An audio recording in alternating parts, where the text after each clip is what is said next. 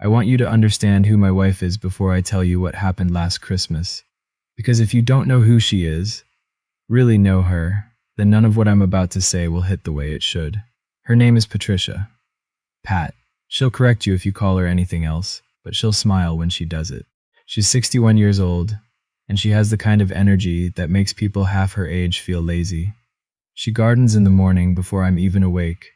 She makes pie crust from scratch and doesn't understand why anyone would do it differently. She remembers everyone's birthday, not just family, but neighbors, the woman at her dentist's office, the kid who used to deliver our newspaper before they stopped doing that. She's the person who shows up when someone needs help moving, who brings soup when someone is sick, who sits with you when you're scared and doesn't say a word, because she somehow knows that's exactly what you need. She's also the person who always said yes, to everyone, about everything. That was her one real flaw, if you could even call it that.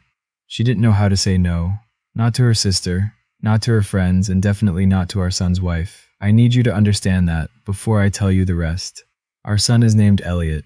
He's 34. He works in logistics, manages a regional distribution center about 40 minutes north of us, does well for himself, lives in a house twice the size of the one he grew up in. We're proud of him, genuinely proud. He worked hard to get where he is. About 5 years ago, he married a woman named Serena. I'll be careful here because I don't want to be unfair. Serena is ambitious. She's organized. She runs a tight house and has strong opinions about how things should be done. Those are not bad qualities. I understand that. I repeated that to myself for years, actually, when I was trying to make sense of moments that didn't sit right. But there's a difference between being organized and treating other people like resources to be managed. And that difference is something Serena never quite grasped, at least not when it came to my wife. From the beginning, Pat was the one Serena called when something needed doing, not asking, calling. There's a distinction. When Elliot and Serena bought their house, it was Pat who spent 3 weekends helping unpack and organize, while I helped with the yard. When Serena went back to work after their daughter was born, it was Pat who drove 40 minutes each way 3 days a week to babysit, never once asking for gas money, because that's who she is. When they hosted a birthday party for their daughter's 2nd birthday, it was Pat who baked the cake, made the finger foods, and stayed afterward to help clean up. Every single time, Pat said yes. Every single time, Serena expected it. And I watched it happen. I watched my wife give and give and give, and I watched Serena receive it all without what I'd call genuine gratitude. A thanks, Linda. I mean Pat once in a while. A Yankee candle at Christmas. But not the kind of thank you that means something. Not the kind where you look someone in the eye and say, "You didn't have to do this, and I know that." I said something to Elliot about it once. Maybe 2 years into the marriage. I took him to lunch, just the two of us, and I told him gently that I thought his mother was being leaned on pretty heavily, that maybe he could remind Serena that Pat had a life of her own. Elliot nodded. He said he understood. He said he'd talk to her. If he ever did, nothing changed. So we arrived at last Christmas. Elliot and Serena had decided to host. Their house is bigger, their kitchen is newer, it made sense. We looked forward to it. Pat had already mentioned a few dishes she'd love to bring, just like every year. Her green bean casserole with the real crispy onions on top, not the canned kind. Her cranberry walnut bread, maybe her bourbon pecan pie if she was feeling ambitious. The email arrived on a Tuesday evening in late November. Pat was in the kitchen when it came in. I was in the living room reading. She called out to me after a few minutes, her voice a little flat, a little careful. She said, "Nate, come read this." I put down my book. The email was from Serena. It was addressed to Pat, not to both of us, just to Pat, and it was formatted with bullet points. I'm not making that up, bullet points. The subject line was, "Christmas dinner, items needed from you." Serena had invited 22 people. Her parents, her 2 sisters and their families, 2 couples they were friends with, Elliot's cousin from Dayton, 22 people. And she had written out what she needed my wife to provide. Turkey, glazed ham, mashed potatoes, from scratch, no instant, gravy, homemade, green bean casserole, roasted Brussels sprouts, sweet potato casserole with marshmallow topping, cranberry sauce, again not canned, dinner rolls, she specified homemade, not store-bought, stuffing, a cheese and charcuterie board for appetizers, deviled eggs, pecan pie, and a second dessert, something chocolate, the email said, for the kids who don't like pie, 14 items, for 22 people, with specifications. At the bottom, in a single sentence, Serena had written, Everything can be dropped off Christmas Eve by 4 p.m. so I have time to organize the fridge. Not, would you be able to help with a few things? Not, I know this is a lot, so please only do what feels manageable. Just a list. And a deadline. I stood there in the kitchen with Pat for a long time. Neither of us said anything right away. Finally, Pat said, "She thinks I have nothing else to do." And I heard something in her voice that I hadn't heard before. Not anger, exactly. Not even sadness. More like a kind of recognition. Like she was finally seeing something clearly that had been blurry for a long time. I said, "You don't have to do any of this," she said. "I know." And that was the moment. I knew it when she said it. I'd been married to this woman for 37 years, and I knew the difference between when she was resigning herself to something and when she had made up her mind. She had made up her mind. We didn't talk about it much more that evening. Pat went to bed earlier than usual. I sat in the living room for a while, thinking. By the next morning, something had shifted in the air between us. I made coffee. She came downstairs and sat across from me at the kitchen table, both hands wrapped around her mug. She looked out the back window at the yard. The bird feeder needed refilling. "We'd get to that later," she said. "I've been thinking about Asheville." I looked at her. She meant the inn. We had a place we loved in Asheville, North Carolina. A small bed and breakfast on the outskirts of town, tucked into the hills. We'd gone there for our 25th anniversary. We'd been meaning to go back for years. We'd talked about it last spring and never followed through. I said, "For Christmas?" She nodded. She kept looking out the window. I said, "You want to go for Christmas?" She said, "I want to be somewhere quiet. I want to sit by a fire and drink good coffee and not be responsible for feeding 22 people I didn't invite." I didn't answer right away. Because part of me, the part that had watched Pat give herself away for years and never said quite enough, felt something that was almost like relief. Like something that had been pressing on my chest for a long time was finally lifting. I said, "I'll look up the inn." She turned and looked at me then. She smiled, and it was the kind of smile you don't see unless someone has been holding something heavy for a long time and just set it down. "I'll look up the inn" became, the inn had availability, became I'm booking it within about 45 minutes. 3 nights, Christmas Eve through the 27th, mountain view room, fireplace in the room, a dining room that did a Christmas Day brunch. I handed Pat the confirmation email and watched her read it twice. We did not respond to Serena's email that day. We thought about it, talked about it. Pat felt that a response would turn into a negotiation, and she wasn't wrong about that.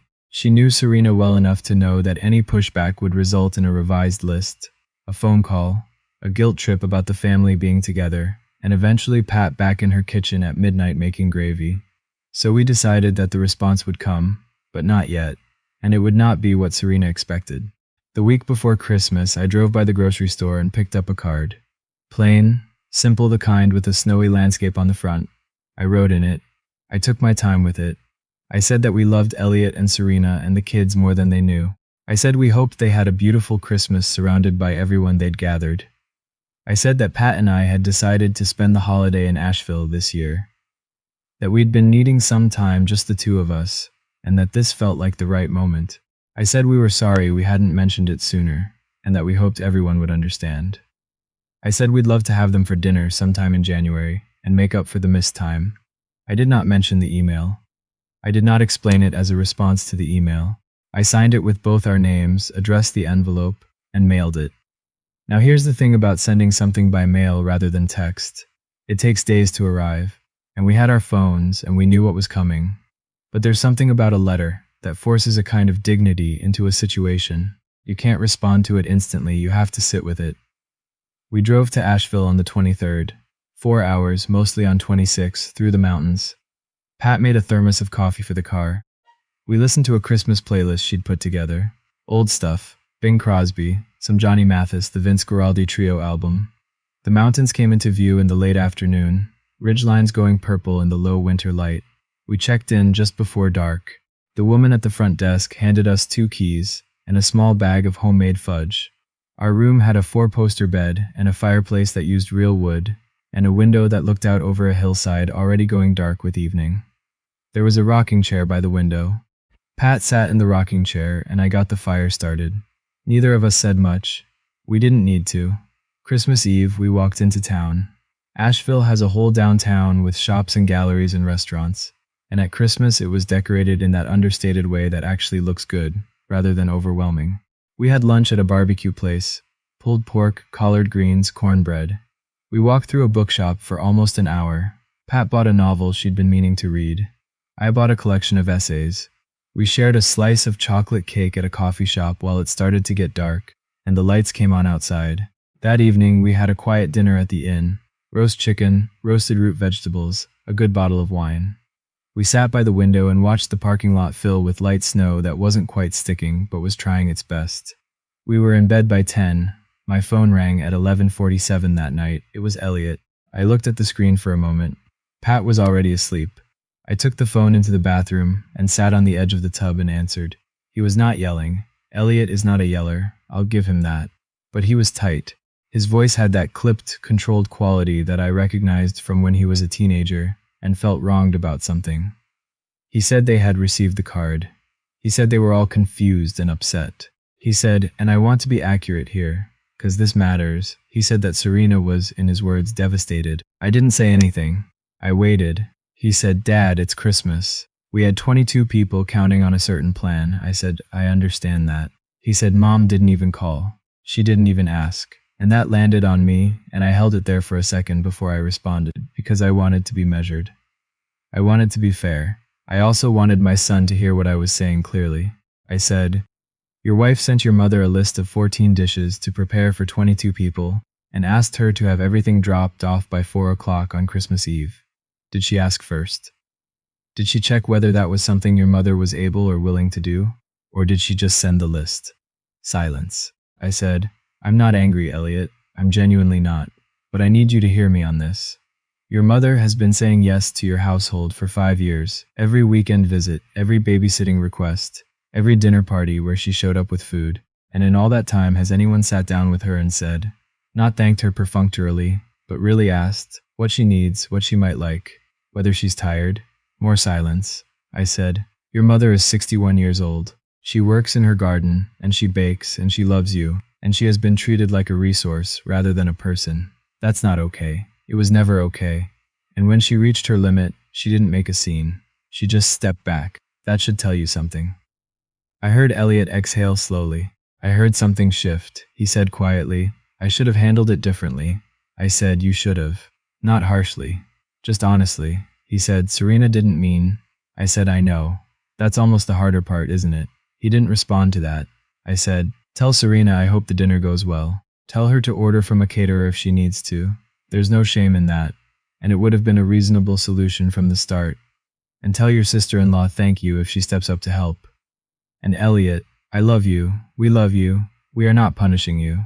We are just finally taking a day for ourselves. He said, okay, Dad. He said, Merry Christmas. I said it back, and I meant it. I sat in that bathroom for another few minutes after we hung up. I could hear the fire still going in the other room. I'd banked it well. I could hear Pat's breathing through the wall. I washed my hands. I looked at myself in the mirror for a second. I looked older than I usually notice. But I also looked like someone who had just done something important. Not dramatic, not cruel, just necessary. I went back to bed. Christmas morning, we had brunch in the dining room downstairs. The inn had outdone itself. There was a long buffet table, eggs Benedict, smoked salmon, a carving station with prime rib, a waffle station, fresh fruit, a whole tray of pastries.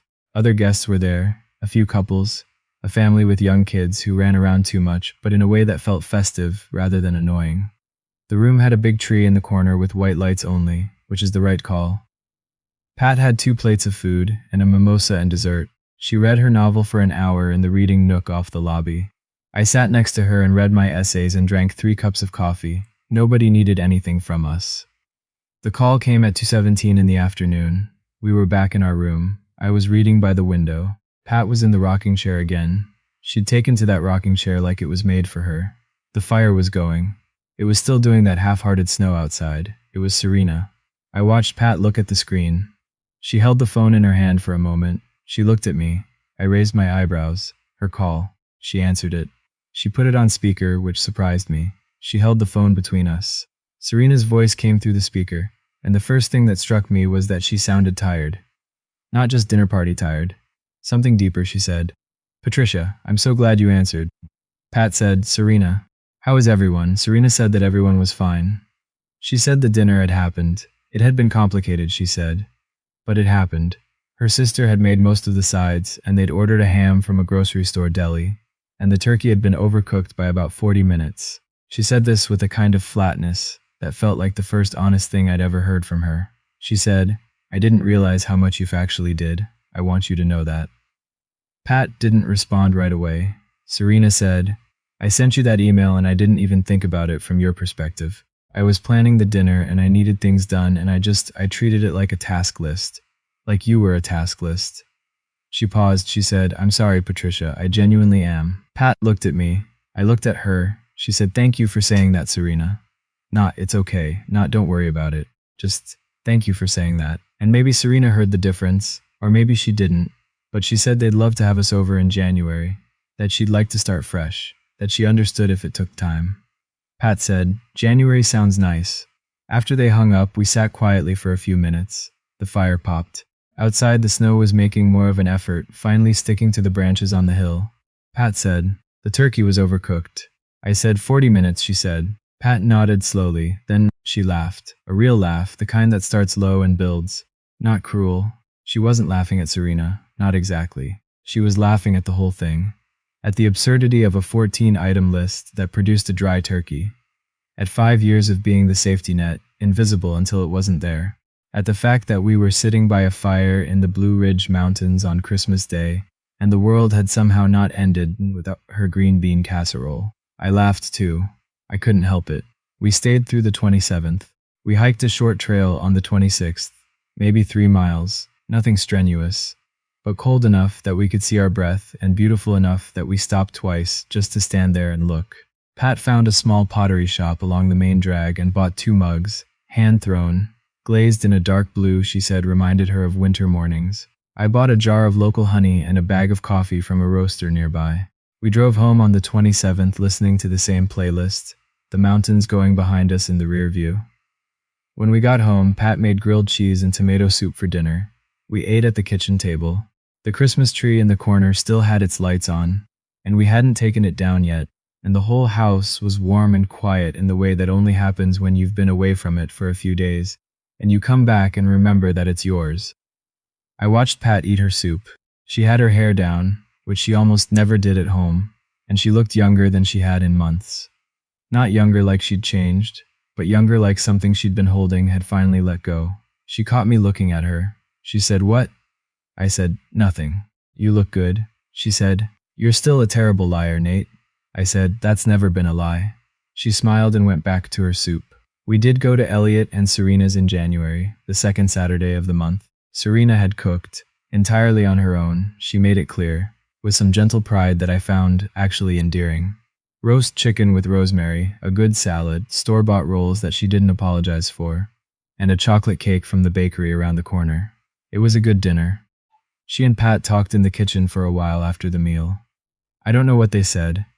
I was in the living room with Elliot and my granddaughter, who is 4, and had recently become obsessed with dinosaurs and had a lot to tell me about them. I let her tell me everything.